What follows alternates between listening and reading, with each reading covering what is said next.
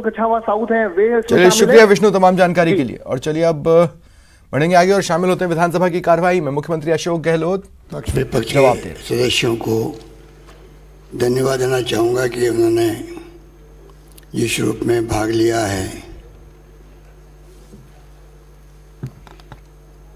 Finance bill pay भी और opposition bill pay भी। और नेता प्रतिपक्ष तो खैर कहाँ गई, आते रहे ना। हाँ, हमेशा की तरह वो अभी अंदाज में बोलते हैं।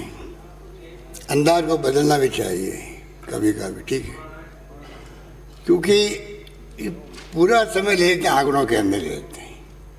अध्यक्ष महोदय, पिछली बार ही मैंने कहा था आंकड़े बहुत जरूरी है। आंकड़ों के आधार पर ही योजना बनती है और योजना आगे बढ़ती है।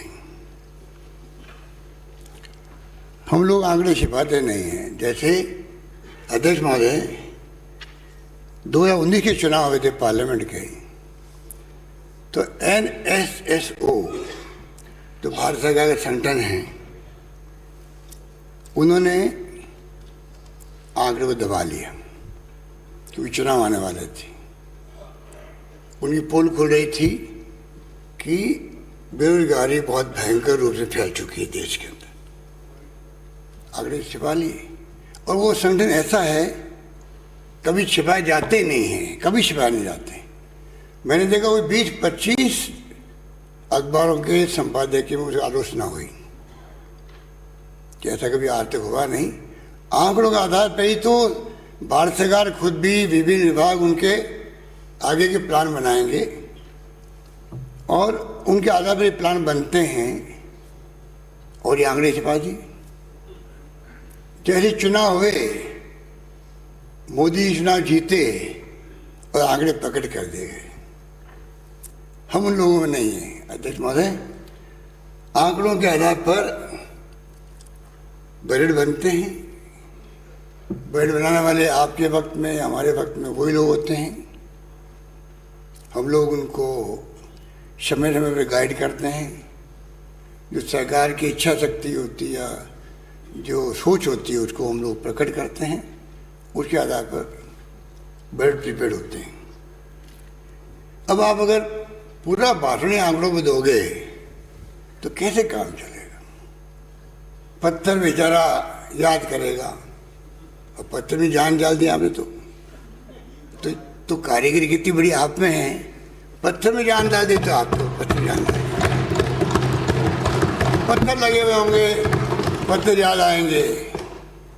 पत्थरों में अगर जान पड़ गई तो भी कहना ही क्या है। मुझे समझ के परे आप ये आंकड़े लाते कहाँ से हैं? हम ही देते हैं आपको, हमें आप पे पढ़ाते हो, उसका क्या फ़ायदा? आप गहराई में जाने की कोशिश करो तो आपको सत्य मालूम पड़ेगा। आपके शासन के वक्त में भी, हमारे शासन के वक्त में भी तुलना करेंगे तो आप पाएंगे कि चाहे रेवेन्यू रिसिप्ट हो, रेवेन्यू डेफिसिट हो, फिजिकल डेफिसिट हो, रात दिन का फर्क है।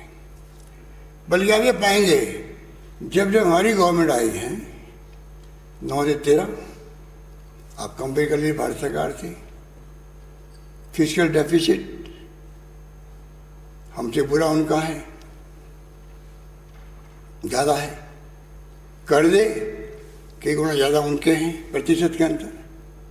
फिर आपकी गवर्नमेंट आती है, उल्टा होता है। हमारी गवर्नमेंट वापस आई है, सीधा होने लग गया। ये आंकड़े हैं, ये भी आंकड़े हैं।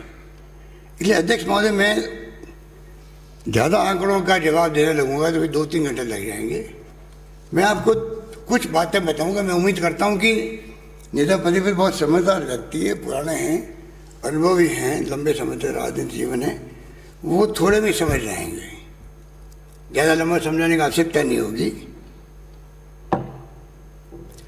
ये तो आपको मैंने कहा पहले भी, अभी कम समय में ही बजट पास तो अध्यक्ष महोदय आज हम पास करेंगे, पर हमने प्रशासनिक स्वीकृति है जो वादे हमने किए बजट के अंदर 100% सिक्योरिटी हमने निकाल दी हमने 100।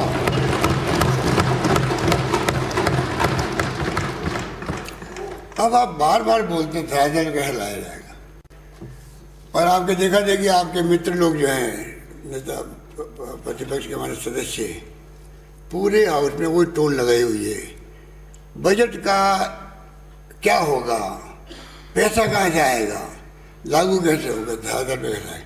अभी मैं यही बोल रहे थे, और ये जानबूझ के बोल रहे हैं। हमें मालूम है, हमें मालूम है कि आपकी पार्टी की तो इसमें मास्टरी देश के अंदर मार्केटिंग करने की, काम कम करो मार्केटिंग ज़्यादा करो।